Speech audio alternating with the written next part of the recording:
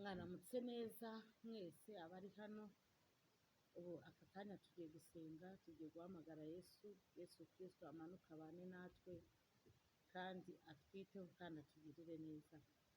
Reka buri muntu wese uri hano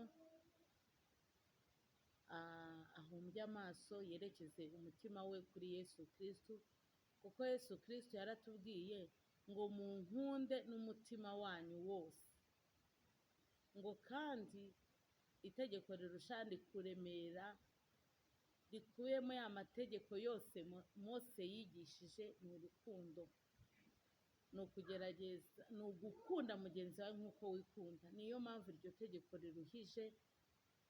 Buri wese yisuzume yumve koko nimba iryo tegeko mu mutima we ririmo aho yicaye, unkurikiranye aho ari hose yibaze koko iri tegeko riri muri njye. Ndabaza n'abari hano bose bankurikiye nimba koko iryo tegeko riri mu mitima yabo. Reka dufatanye rero dusenge. Data wa twese uri mu ijuru, Mana waremye ijuru n'isi, ukarema umuntu ugahanika ikirere, akanya nk'aka tuje imbere y'ubwiza bwawe, tuje kugushima ko tukiriho, ko tugihumeka umwuka w'abazima, ko wabanye natwe iminsi yose yatambutse, ukaba ugejeje aka kanya ukiturinze. Ubishimirwe, wabanye natwe mu tuzi twinshi dutandukanye, aho twari turi hirya no hino. Yesu, turabyibutse ko wabanye natwe, ko waturinze, ko watugiriye neza. Ni ukuri turaguhamagaye ngo akanya nk'aka umanuke utuganirize. Reka ijambo ryawe tugiye kwiga umanuke utuvugishe, maze nitumara kurimenya tuzagende natwe turibwire tugeze no ku mpera y'isi. Bana natwe utugirire neza, umwuka wawe wera aboneke muri aya materaniro tugiye gukora aka kanya. Umwuka wawe wera amanuka abane natwe kandi atwiteho. Imbaraga zawe zimanuke zitugote, neza yawe imanuke itugote, ubuntu bwawe bumanuke butugote. Nkweretse abo turi kumwe hano bose, Yesu Kristo ngo ubane nabo, ubigishe wongere ubigishe. Ineza yawe babonekeho n'ubuntu bwawe bubonekeho, ntaba ari twe ahubwo imbabazi zawe zitubonekeho. Ngaha twiteho, tugirire neza, duhe kugukunda n'umutima wacu wose, n'ibyacu byose bibeho bigukunda kandi bikunezeza. Tugusabye bike mu byinshi, byose ni mu izina rya Yesu Kristo urakoze, amen. Rero uyu munsi ijambo nabateguriye tugiye kwiga amategeko.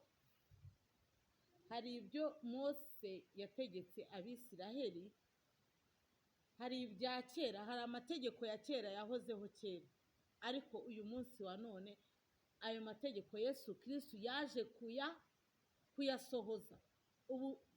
Ubu muri iyi minsi hagezweho isezerano rishya niryo Yesu Kristo. Ni ukuvuga ngo Yesu Kristo rero cyamuzanye ni ukutumenyesha inzira itujyana mu ijuru. Umunsi tuzaba tuvuye muri uyu mubiri tuzajya mu ijuru dute? Tuzajya mu ijuru biciye mu kwizera Yesu Kristo, sibyo? Tuzajya mu ijuru biciye mu kwizera nde? Yesu Kristo. Imana yo mu ijuru rero iduhana umugisha. Numvaga iryo jambo wenda twarisoma mu Abaheburayo ibice 10, niho nabashije kurisoma. Abaheburayo tugiye kwiga iryo jambo ry'Imana.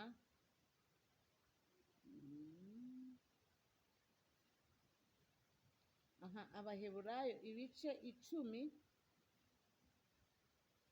umurongo wa 8 turageza ku murongo wa 10.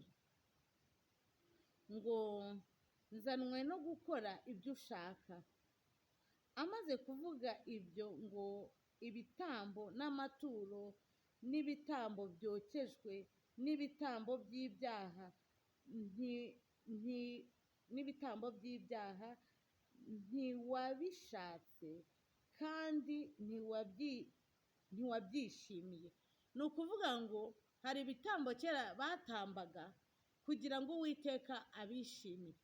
ibyo rero ntabwo Imana ntiyigeze ibishaka kandi nta n'ubwo yabyishimiye, ari byo bitambwa nk'uko amategeko yategetswe.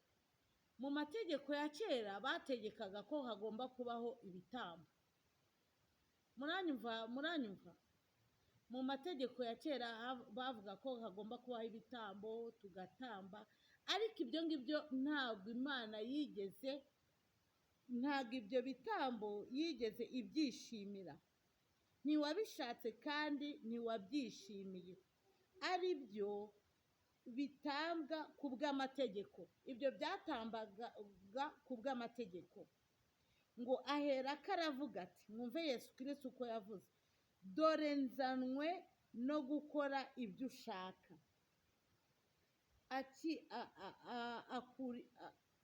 Akuriraho ibya mbere gukomeza ibya kabiri.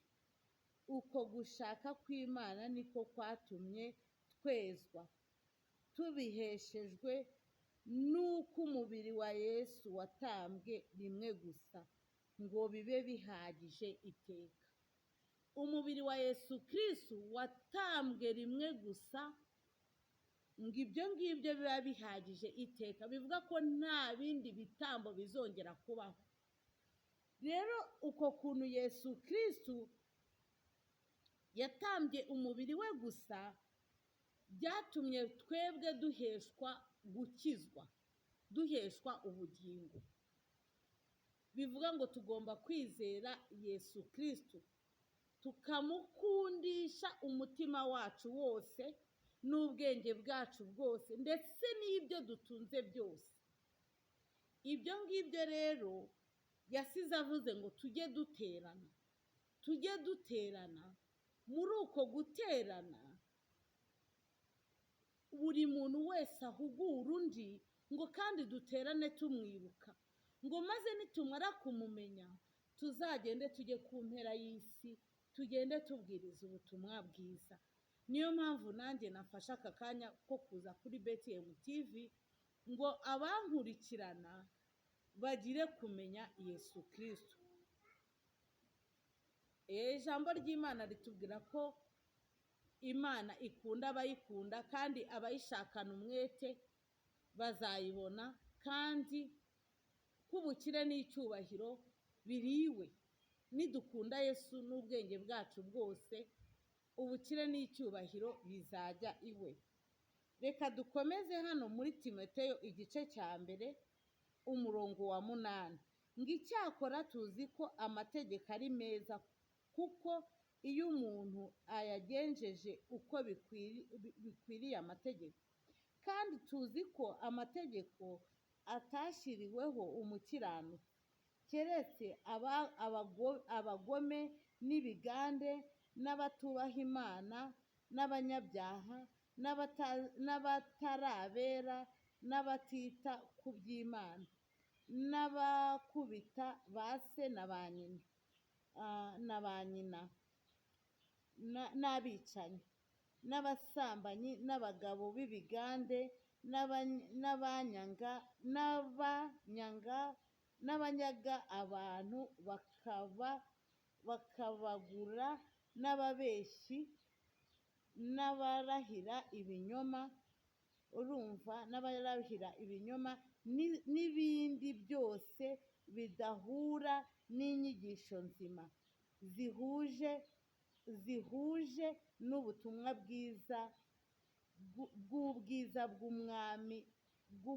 bw'Imana ihimbazwa ubwo nahawe. Ntabwo rero tukiri abacu ngo twiyobore mu byo dukora no mu byo tuvuga. Twahamagariwe gukora uyu murimo w'uwadutumye hakiri kare. Ntitukiri abacu ngo twiyobore mu byo tuvuga bitadukwiriye. Twahamagariwe gukora umurimo w'uwadutumye hakiri kare. Imana yo mu ijuru iduhane umugisha. Mwari muri kumwe n'Uwimana Beatrice, ufite televiziyo yitwa BTM TV. uwumva ashaka kugira ngo tujye dukomeza kubana akore kukazogera kuri subscribe. Imana yo mu ijuru iduhane umugisha. Murakoze, amen.